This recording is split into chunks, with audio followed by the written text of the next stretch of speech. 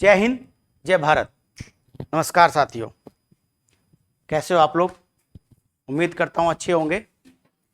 मैं Sanjay Chauhan, Discovery Study Circle के YouTube परिवार में आपका एक बार पुनः स्वागत करता हूं और एक नई क्लास, नई उमंग, नई उत्साह, नई ऊर्जा के साथ फिर एक बार आपके सामने है।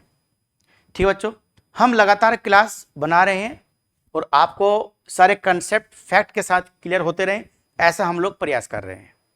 आज की जो कक्षा होगी वो होगी भौतिक विज्ञान की बच्चों। और ध्यान, भौतिक विज्ञान में हमारी चौथी, ये 5वीं क्लास है, 5th क्लास है। आज की जो कक्षा है वो गुरुत्वीय आकर्षण बल,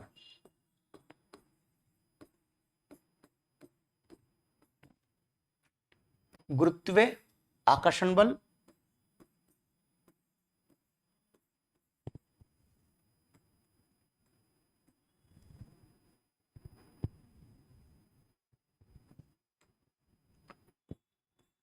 गुरुत्वीय त्वरण, इन दोनों चीजों को लेकर आज हम डिस्कस करेंगे। कंसेप्ट और फैक्ट दोनों, गुरुत्वीय आकर्षण बल और गुरुत्वीय त्वरण। गुरुत्वीय आकर्षण बल देख लीजिए, बल लिख लीजिए यहां, साथ साथ में नोट्स बनाते चलिए तो आपको बहुत फायदा होगा। गुरुत्वीय आकर्षण बल और गुरुत्वीय त्वरण, ये दोनों चीजें क्या है, किस तरह के सवाल बनते हैं, किस तरह क्वेश्चन आए हुए हैं पहले और कैसे आगे आ सकते हैं, इन सभी बातों पर बच्चों विचार करेंगे। गुरुत्वीय आकर्षण बल, प्रकृति में बच्चों 4 जो मौलिक बल पाए जाते हैं, उन 4 मौलिक बलों में से एक बल, 4 ही मौलिक बल हैं। इससे पहले वाली वीडियो में आपको अभिकेंद्रीय और अपकेंद्रीय बल बताए थे। अभिकेंद्रीय बल प्रकृति में नहीं पाया जाता है, अन्य बल जो होते हैं अभिकेंद्रीय बल का काम करते हैं, पहले पढ़ चुके हैं। गुरुत्वाकर्षण बल 4 मौलिक बलों में से एक बल है। गुरुत्वाकर्षण बल सबसे दुर्बल और कमजोर बल माना जाता है। सबसे प्रबल बल माना जाता है बच्चों नाभिकीय बल। कौन सा बल? नाभिकीय बल, ना नाभिकीय बल कैसा था बच्चों? नाभिकीय बल सबसे प्रबल बल होता है, सबसे प्रबल। नाभिकीय बल सबसे प्रबल बल होता है, ठीक है। नाभिकीय बल सबसे प्रबल बल होता है। इसको तोड़ने के लिए बहुत ऊर्जा की आवश्यकता होती है और जब नाभिक टूटता है तो बहुत बड़ी मात्रा में ऊर्जा उत्पन्न होती है। गुरुत्वाकर्षण बल छोटी वस्तुएं हमें महसूस ही नहीं होता है और हर वस्तु में लगता है बच्चों, अगर तिनका भी है उस पर भी गुरुत्व आकर्षण बल काम करता है, और बहुत बड़ी वस्तु है कोई, उस पर भी काम करता है। लेकिन एक कमजोर बल है बच्चों। जैसे मान लिया कोई ये चीज है, ये पेन है, ये नगण्य है पृथ्वी के सापेक्ष, तो पर अगर हम इसको ऐसे गिराएंगे तो कहां होगा ये पेन? ये पेन सीधा नीचे आएगा। यानी इस पर भी एक गुरुत्व आकर्षण बल, गुरुत्व को बोलते हैं बच्चों, जब भी गुरुत्व की बात आएगी तो उसको जैसे ग्रेविटी बोलते हैं ना, ग्रेविटेशनल फोर्स बोलते हैं इसको, ग्रेविटेशनल फोर्स। और इस गुरुत्व त्वरण को बोलते हैं ग्रेविटेशन एक्सेलरेशन, यानी ग्रेविटी। गुरुत्व आकर्षण बल ही एक प्रकार की ग्रेविटी है। ग्रेविटी यानी जिसे पृथ्वी अपनी ओर को खींचती है वस्तुओं को। पृथ्वी ही नहीं, न्यूटन ने ये कहा कि पृथ्वी ही नहीं, न्यूटन ने कहा कि ब्रह्मांड में कोई भी 2 वस्तुएं जिनके बीच द्रव्यमान है, उस द्रव्यमान के कारण उन वस्तुओं के बीच एक आकर्षण बल कार्य करता है, उसे गुरुत्वाकर्षण बल बोलते हैं। भारत में इस गुरुत्वाकर्षण बल के बारे में ध्यान रखना बच्चों,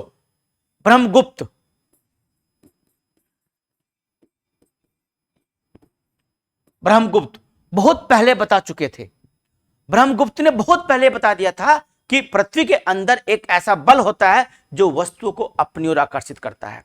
लेकिन ब्रह्मगुप्त ने इसको गणित के आधार पर सिद्ध नहीं किया।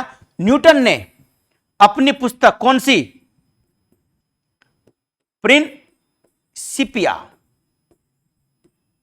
प्रिंसिपिया में, जो 1687 में लिखी थी, उस प्रिंसिपिया पुस्तक में यह कहा कि 2 वस्तुओं के बीच बच्चों, धना 2 वस्तुओं के बीच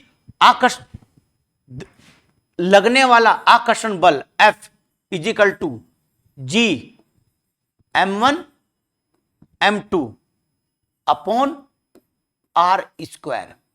यह परिभाषा दी न्यूटन ने। दो ब्रह्मांड के अंदर दो वस्तुओं के बीच जिनके अंदर द्रव्यमान है, यदि वो द्रव्यमान m1 और m2 है, तो उनके बीच लगने वाला आकर्षण बल F, लगने वाला आकर्षण बल कौन सा? F, दोनों वस्तुओं के गुणनफल के समानुपाती और दोनों वस्तुओं के बीच की दूरी के व्युत्क्रमानुपाती होता है, यानी अपोजिट होता है।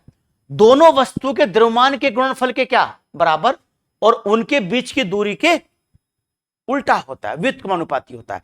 यह बात न्यूटन ने गणित के आधार पर सिद्ध करी। इसे बोलते हैं सार्वत्रिक नियतांक, सार्वत्रिक नियतांक बोलते हैं इसको। बताऊंगा आपको क्या मतलब है इस बात का। तो सबसे पहले देखो आप, गुरुत्वीय आकर्षण बल, तीन शब्द हैं इसमें। गुरुत्वीय यानी पृथ्वी के संदर्भ में, आकर्षण बल यानी पृथ्वी अपनी और सभी वस्तुओं खींचती है। केवल पृथ्वी ही नहीं, ब्रह्मांड में जितने भी द्रव्यमान हैं, वो द्रव्यमान एक वस्तु और दो वस्तुओं के बीच अगर है तो दोनों एक दूसरे को आकर्षित करते हैं। ठीक, छोटी वस्तुओं के बीच हमें यह आकर्षण बल दिखाई नहीं देता है, यह हमें प्रतीत नहीं होता है। कोई तिनका है, आपने गिर दिया ऐसे, तो तिनका क्या होगा, धीरे धीरे वो नीचे आएगा। ठीक, कोई अपने बड़ी बॉल गिरी ऊपर, वो भी धीरे धीरे नीचे आएगी। क्या न्यूटन ने जब अपने ऊपर सेब गिर का देखा था, क्या उससे पहले सेब नीचे नहीं गिरता था? उससे पहले भी सेब नीचे गिरता था। ब्रह्मगुप्त ने पहले बताया था, वैदिक काल में भी सेब नीचे ही गिरता था, मौर्य काल में भी सेब नीचे ही गिरता था। बस न्यूटन भाई साहब ने क्या किया, अपनी पुस्तक में लिखा और इस बात को सिद्ध किया कि द्रव्यमान जो होता है इसके बराबर होता है। और जो इसका बच्चों जो जी का मान है, ध्यान रखना, ये जी का मान न्यूटन ने नहीं दिया था। कितना था जी का मान? जी का मान होता है 6.67 इंटू 10 की पावर -11।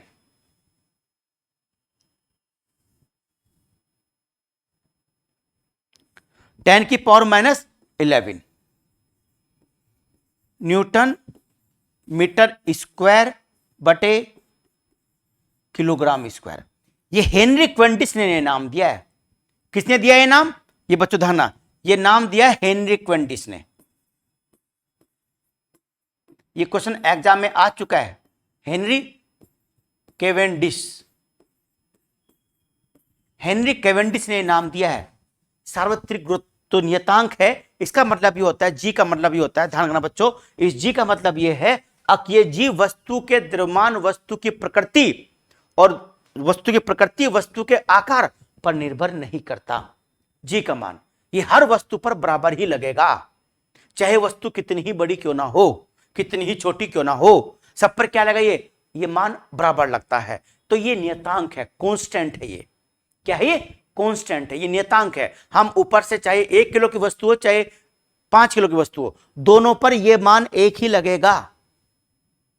कोई यानी कि बड़ी भारी वस्तु है, एक तो मतलब एक तो बोरा भर दिया आपने भूस का, होता ना भूसा, एक बोरा भर दिया बड़ा, मान लिया वो बोरा जो है वो 10 किलो का है, एक आपने भर दिया जो एक जो है आपके पास 10 किलो का कोई बाट है ना, इस तरह का, दोनों का वजन कितना है? 10 किलो है।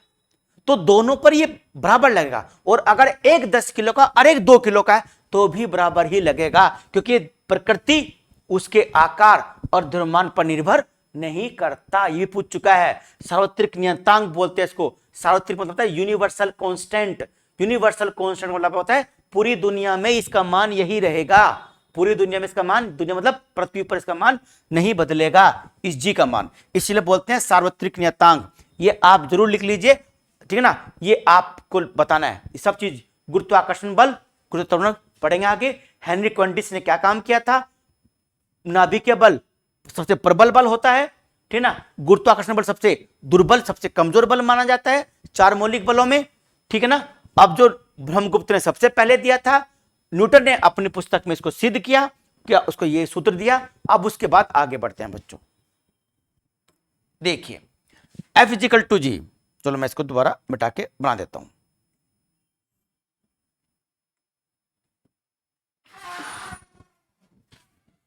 देखो न्यूटन ने कहा F=g m1 m2 upon r square. दो वस्तुओं के बीच लगने वाला आकर्षण बल दोनों वस्तु के द्रव्यमान के गुणनफल के बराबर और बीच की दूरी के वर्ग के व्युत्क्रमानुपाती होता है।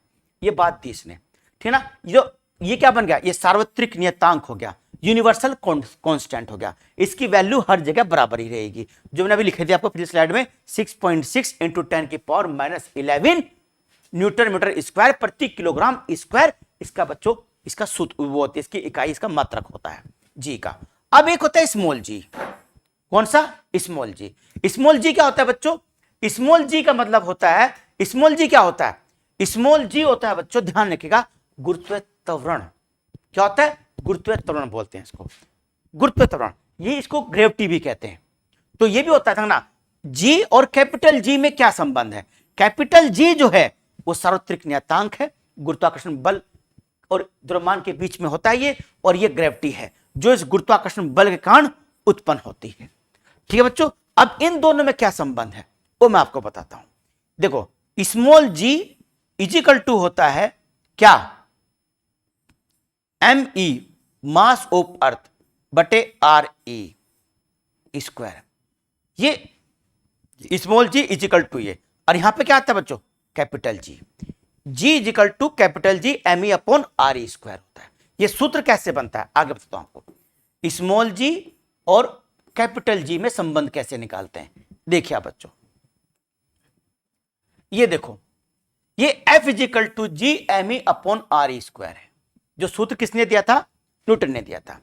अगर हम ये बात सिद्ध कर दें, किसी वस्तु पर लगने वाला बल या दो वस्तुओं के बीच लगने वाला गुरुत्वाकर्षण बल यानी F, मान लिया कोई वस्तु है, इसका द्रव्यमान हमने क्या मान लिया, m मान लिया, क्या मान लिया, m मान लिया, उस वस्तु का द्रव्यमान कितना है, m है, पृथ्वी पर वो वस्तु है। अब वो उस वस्तु का द्रव्यमान m है और पृथ्वी का द्रव्यमान कितना है बच्चों, ME मान लो, कैपिटल E मान लो, मास ऑफ अर्थ, मास ऑफ अर्थ मान लो। ठीक, अब ये बताइए जो m है और ME है, अब ये अगर हम कहें कैपिटल G इजिकल टू, नहीं कैपिटल G कह रहा हूं,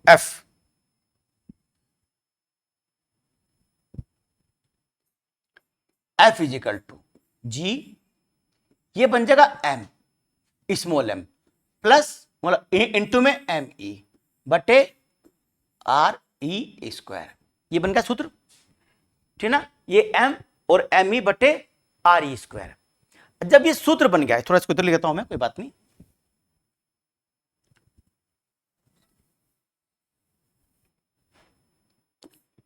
F इजिकल टू G वस्तु का द्रव्यमान मास ऑफ अर्थ बटे पृथ्वी की त्रिज्या के स्क्वायर के बराबर, यानी उस वस्तु की दूरी के बराबर, दोनों के बीच में दूरी है। अब ये बताइए RE है, हमने ये कहा कि वो उस वस्तु के बीच यहां पे RE क्यों आया, एक वस्तु पृथ्वी का समस्त द्रव्यमान कहां है, उसके केंद्र पर संकेंद्रित है, पृथ्वी का समस्त द्रव्यमान कहां है, उसके केंद्र पर संकेंद्रित है। अब केंद्र से जो पृथ्वी है, ये कोई वस्तु यहां है मान लिया, अब इसके तल से कहा ये दूरी और ये दूरी जो होगी इस दूरी के बराबर में क्या होगी, नगण्य होगी। कितनी है पृथ्वी की त्रिज्या, लगभग 6307 या कितने किलोमीटर के आसपास है। अब एक वस्तु पृथ्वी से मान लिया 10 किलोमीटर दूर है, 5 किलोमीटर दूर है, वो तो 6000 के मुकाबले कुछ भी दूर नहीं है। तो हम ये कह सकते हैं कि पृथ्वी और जो दोनों वस्तुएं हैं उनके बीच की जो दूरी होगी वो RE के ही बराबर होगी। तो इसलिए यहां पर क्या आएगा, RE आ गया। और एक होता है F equal to M into A, ये किसने कहा था, ये कहा था किसने, न्यूटन ने, दूसरे नियम में, कि किसी वस्तु पर लगाया गया बल उस वस्तु के द्रव्यमान और लगाने वाले बल के कारण उत्पन्न त्वरण के गुणनफल के बराबर होता है। अब यहां पर जो हमारा त्वरण है बच्चों, वो हमारा त्वरण A नहीं है, वो हमारा त्वरण क्या बच्चों, वो G है, गुरुत्वीय त्वरण है।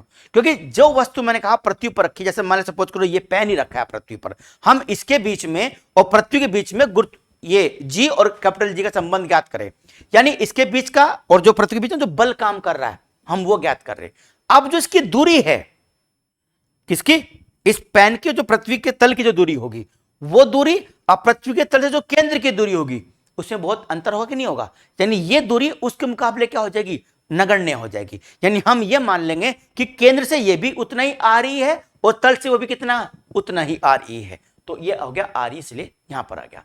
अब F equal to M into G, किसी वस्तु पर लगाया गया बल, यानी कि जब इसको पृथ्वी अपनी ओर खींच रही है, जब अपनी ओर खींचेगी तो बल लगेगा ना, F लगा। द्रव्यमान भी है इसका, एक m भी है इसका, बिल्कुल। जो अपनी तरफ खींच रही है तो त्वरण उत्पन्न भी हो रहा है, कौन सा हो रहा है, g हो रहा है। तो अगर आप इन दोनों को बराबर कर देंगे, यानी ये और ये, तो क्या हो जाएगा बच्चों, ये F इजिकल टू इतना, तो M G equal to capital G m और एम ई बटे आर ई स्क्वायर।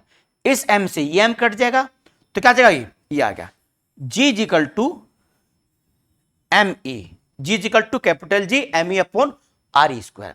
इस सूत्र से बहुत सारी बातें सिद्ध होंगी बच्चों, देखिए कैसे। g equal to capital G mass of earth upon radius of earth का स्क्वायर।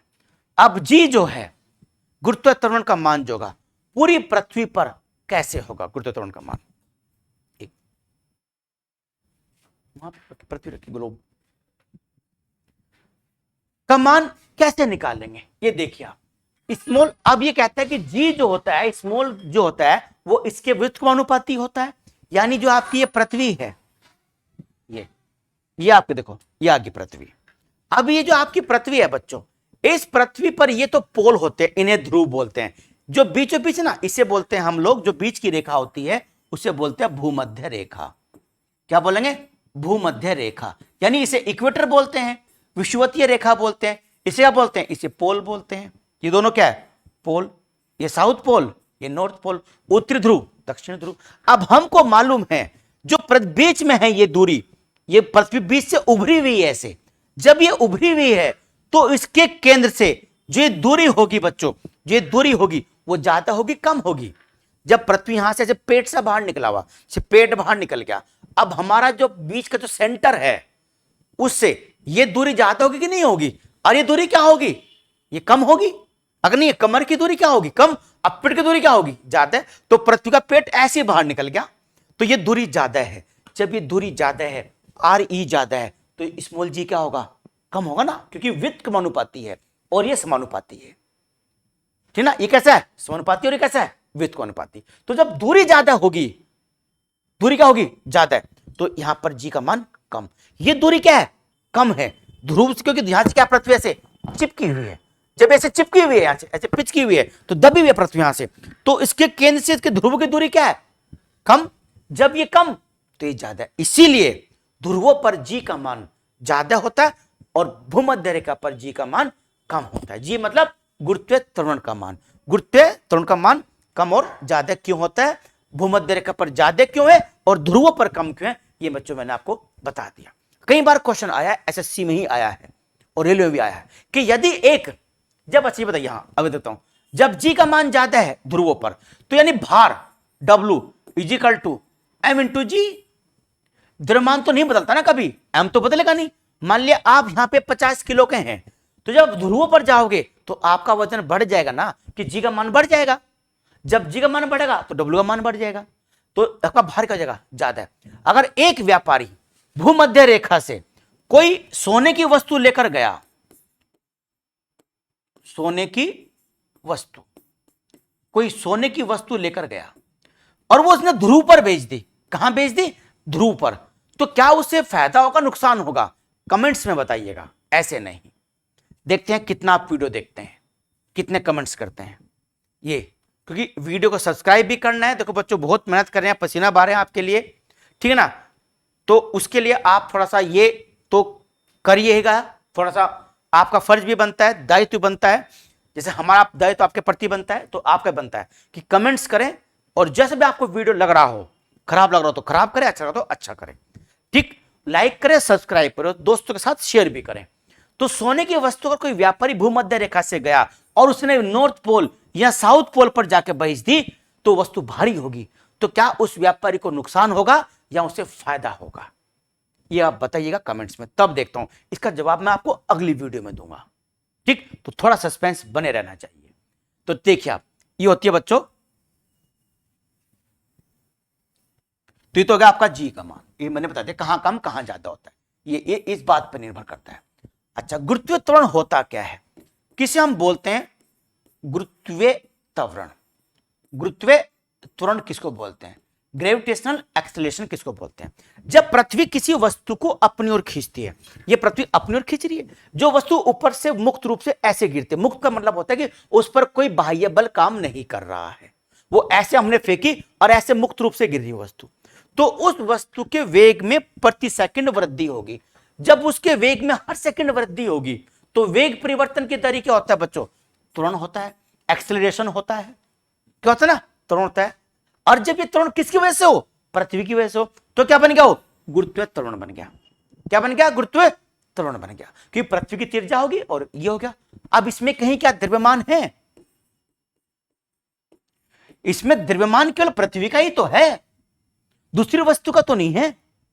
पृथ्वी अपनी ओर खींच रही है अपने द्रव्यमान की वजह से, तो इसलिए दूसरी वस्तु के द्रव्यमान पर जी का मान निर्भर नहीं करता। बहुत इंपॉर्टेंट बता रहा आपको, जी का मान किसी भी वस्तु के द्रव्यमान पर निर्भर नहीं करता, नहीं करता।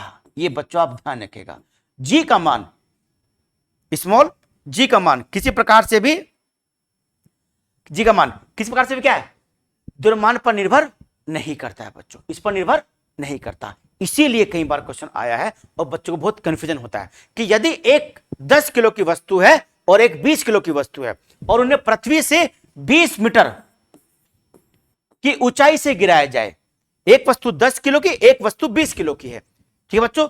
देखो मैं ऐसे करता हूं, एक वस्तु जो है वो 10 केजी की है और एक वस्तु जो है वो 5 केजी की है, और उन दोनों वस्तुओं को 20 मीटर की ऊंचाई से गिराया जाता है, तो पहले कौन सी वस्तु आएगी, पहले ये आएगी या फिर पहले ये आएगी वस्तु बच्चों, ये दूसरी बार या पहली बार, कैसे आएगी बच्चों, ये पहले आएगी या पहले आएगी। मैंने कहा क्या, पृथ्वी तल से 20 मीटर की ऊंचाई से गिराते हैं, यानी एक छत से गिराते हो आप, तो कौन सी वस्तु पहले आएगी, भारी वस्तु या हल्की वस्तु, या दोनों साथ आएंगी। 3 विकल्प है, मैं ही बता देता हूं, सस्पेंस नहीं छोड़ता। ये वस्तु पहले आएगी, और अब क्योंकि भारी वस्तु है, ये हल्की वस्तु है, और आप कहोगे जी गुरुजी तो अभी आपने बताया कि तो द्रव्यमान पर निर्भर नहीं करता है, तो फिर आप कहीं झूठ बोल रहे हो। झूठ नहीं बोल रहा हूं, 10 किलोग्राम की वस्तु और 5 किलोग्राम की वस्तु, क्योंकि वायुमंडल में गिर रही है, कहां गिरी, वायुमंडल में। और ध्यान रखना बच्चों, वायुमंडल में क्या होता है, वायुमंडल में वायु की बहुत सारी परतें होती हैं, वायु की बहुत सारी परतें होती हैं, कहीं तो प्रेशर ज्यादा है, कहीं प्रेशर कम, कहीं ज्यादा जलवाष्प, कहीं कम जलवाष्प। तो जब ऊपर से वस्तु आएगी तो भारी जो वस्तु होगी वो उन परतों को, उसे बोलते हैं ना श्यानता, सुना आपने, जो फिजिक्स पहले पढ़ चुके होंगे, श्यानता मतलब गाढ़ापन, शांता मतलब गाढ़ापन। तो वायु में नीचे गाढ़ापन है कि नहीं है, भारी वायु नीचे है कि नहीं है, बिल्कुल है, ऊपर हल्की वायु, नीचे कैसी है, भारी वायु है। तो जब भारी वायु में वस्तु नीचे आएगी तो जो भारी वस्तु है वो कैसे काटेगी, उसको जल्दी काटेगी, हल्की कैसे काटेगी, धीमे धीमे काटेगी। तो भारी वस्तु पर तो वो जल्दी काटती है, श्यानता को जल्दी काटती है तो वस्तु जल्दी नीचे आती है, हल्की वस्तु धीमे काटती है तो नीचे आएगी, हल्की देर में नीचे आएगी। अगर ये बात कहां पर हो रही है, 20 किलोमीटर पर हो रही है। और बच्चों अगर ये बात होती है निर्वात में, कहां होती है बच्चों, अगर ये बात निर्वात में होती है, निर्वात मतलब होता है जहां बच्चों वायु नहीं होती, जहां वायु नहीं होती है उसे हम बोलते हैं बच्चों निर्वात, वैक्यूम बोलते हैं इसको अंग्रेजी में, वैक्यूम। अगर वैक्यूम में कोई वस्तु एक 10 केजी की है और एक 5 केजी की है और किसी भी दूरी से गिरा जाए, हम 20 ही मान ले, वैक्यूम, यानी वैक्यूम कहां होगा, वैक्यूम तो इस कमरे के अंदर भी हो सकता है, पूरी हवा को आप मशीनों से बाहर निकाल दो, सारी गैसें बाहर निकल जाएंगी, ऑक्सीजन वगैरह भी, तो वैक्यूम पैदा हो जाएगा। यहां पर छत से अगर दो वस्तु एक साथ गिराई जाए, एक 10 किलो की, एक 5 किलो की, दोनों वस्तु समान आएंगी, क्योंकि श्यानता नहीं होगी, गाढ़ापन नहीं होगा, वायु की परतें नहीं होगी, तो दोनों कैसे आएंगी, समान आएगी। कि जी का मान दोनों पर बराबर 9.8 मीटर प्रति सेकंड स्क्वायर ही लगेगा, मीटर प्रति सेकंड स्क्वायर ही लगेगा, ना कम ना ज्यादा है। अगर निर्वात में वैक्यूम में दोनों वस्तुएं गिराते हैं तो उन पर जी का मान बराबर लगता है, बराबर ही लगता है वायुमंडल में भी जी का मान, लेकिन वहां परतें जल्दी करते हैं कि निर्वात में परतें नहीं होती हैं, श्यानता नहीं होती, होता है विस्कोसिटी, वाइकोसिटी। श्यानता क्या होती है बच्चों, शांता होती है वाइकोसिटी, शांता पढ़ेंगे आके, श्यानता क्या होती है, तो शांतता वाइकोसिटी होती है, वो बढ़ते गाढ़ापन नीचे आएंगे। तो ये हमने आपको बता दिया है। ठीक है बच्चों, अब इसमें एक चीज और आती है, वो कई बार ये पूछता है कि यदि पृथ्वी अपने अक्ष पर घूमना बंद कर दे, ये है पृथ्वी ऐसे घूम लेना पश्चिम से पूरब की ओर, अगर ये अपने अक्ष पर घूमना कर्म कर दे तो क्या होगा? ध्रुवों को छोड़कर प्रत्येक स्थान पर जी के मान में वृद्धि हो जाएगी। जी के मान में वृद्धि। जब वस्तु ऐसे घूमते हैं ना बच्चों, तो अब केंद्रीय बल बाहर की ओर काम करता है और अभी केंद्रीय बल अंदर की ओर काम करता है। अब केंद्रीय बल बच्चों वो बल भी होता है जो पृथ्वी पर ज्वार भाटा लाने के लिए जिम्मेदार भी होता है। अगर ज्वार भाटा इस बिंदु पर सूरज की वजह से आया है, चंद्रमा की वजह से आया है, तो पिछले ठीक इस बिंदु पर आप केंद्रीय बल की वजह से आता है। तो जब हम वस्तु ना, जब आप कोई झूला लो, जब आप झूले में ऐसे झूलते हो तो आप हमेशा बाहर की ओर जाते हो, क्योंकि आपका वेग बाहरी स्पर्श रेखा के ऐसे होता है। आपका वेग बाहर की दिशा की ओर बदलता है। जब आपका वेग बाहर की दिशा के अनुसार बदलेगा तो आपकी क्या होगी? दिशा बाहर की ओर होगी। और जैसे जब पृथ्वी ने घूमना बंद कर दिया तो दिशा बाहर की ओर तो होने की नहीं, पृथ्वी ऐसे रुकी, तो जी के मान में वृद्धि, और यह वृद्धि भूमध्य रेखा पर सबसे अधिक होगी। क्यों अधिक होगी? क्योंकि यहां पर जी का मान सबसे कम है, तो जहां कम है वृद्धि भी ज्यादा वही होगी, और यहां तो पहले से ज्यादा है, तो यहां कैसे वृद्धि होगी?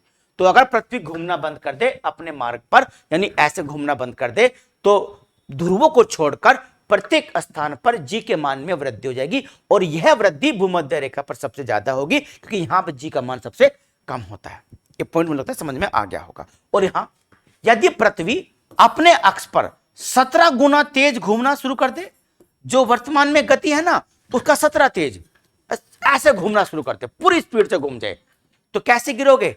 अब केंद्रीय बल प्रभावी हो जाएगा, अब ऐसे गिर जाओगे, यानी पृथ्वी पर जी के मान में कमी आ जाएगी बच्चों।